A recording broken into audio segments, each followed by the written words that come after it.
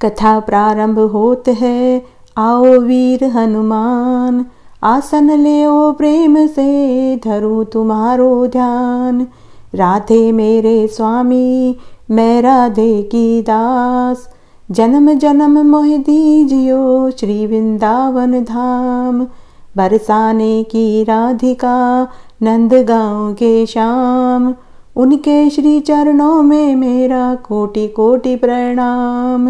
राधे सहित श्री किशोरी, सदा ही रखियो मेरो ध्यान। हे राधे किशोरी, मेरा कोटि कोटि प्रणाम, कोटि कोटि प्रणाम। राधे राधे, जय श्री कृष्णा। मैं सीमा सिंह आप सभी धर्म प्रेमियों को सादर प्रणाम करती हूँ। आज मैं आपको बृहस्पतिवार की एक प्राचीन कहानी सुनाने जा रही हूँ। एक गांव में एक गरीब बुढ़िया माई अपने बेटे के साथ रहती थी। उसका बेटा जंगल में लोगों की गायें चराता था।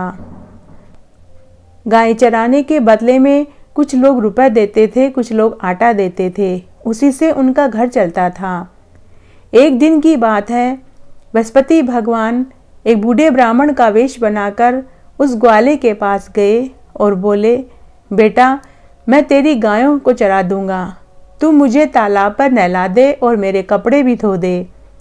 लड़के ने कहा, हे ब्राह्मण देव, मैं अपनी गायें भी चरा लूँगा, आपको तालाब पर ले जाकर नहला भी दूंगा और आपके कपड़े भी धो दूंगा।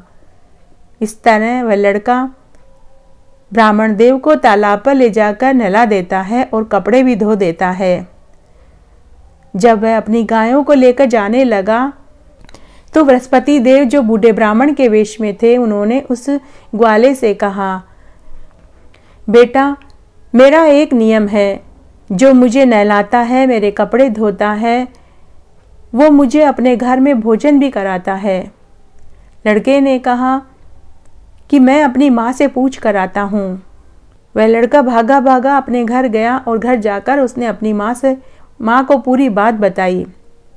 लड़के की माँ ने कहा कि बेटा, कोई बात नहीं, हम रोज 4 रोटियां बनाते हैं, 2 रोटी उन्हें खिला देंगे और 2 रोटी हम खा लेंगे। तब वह लड़का वापस तालाब के किनारे आया और बृहस्पति भगवान, जो बूढ़े ब्राह्मण के वेश में थे, उन्हें वह लड़का अपने घर ले गया। घर ले जाकर उन्होंने उन्हें एक आसन पर बैठाया और उनके सामने 2 रोटी और एक कांदा और गुड़ रख दिया। बृहस्पति भगवान, जो बूढ़े ब्राह्मण के वेश में थे, उन्होंने उस लड़के से कहा, अरे बेटा, एक ब्राह्मण को ऐसा खाना परोसेगा? लड़के ने कहा कि हे ब्राह्मण देव, मेरे घर में तो इस तरह के खाने का भी घाटा है।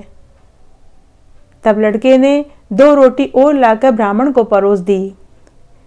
खाना खा लेने के बाद ब्राह्मण देव ने लड़के से कहा कि बेटा, तू अपने घर में से 7 तरह का अनाज लेकर मेरे पास आ।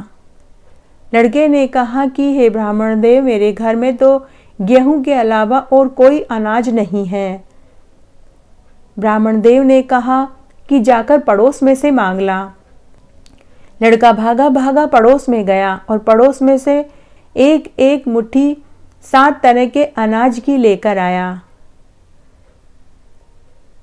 ब्राह्मण देव ने उस 7 तरह के अनाज को अपने हाथ में लिया।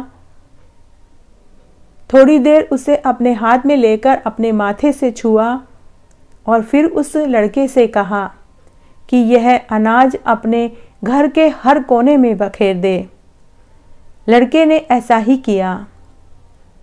ब्राह्मण देव ऐसा कहकर घर से बाहर निकल गए। ब्राह्मण देव के मुड़ते ही उनका घर अन्न धन के भंडार से भर गया। बृहस्पति भगवान पीले कपड़े पहने पीले घोड़े पर सवार होकर लड़के को और उसकी माँ को जाते हुए दिखाई दिए। जैसे ही उसकी माँ ने उस ब्राह्मण को पीले कपड़े पहने हुए पीले घोड़े पर सवार देखा तो उसकी माँ भागी भागी ब्राह्मण देव के पास गई और उनके चरण पकड़ लेती है।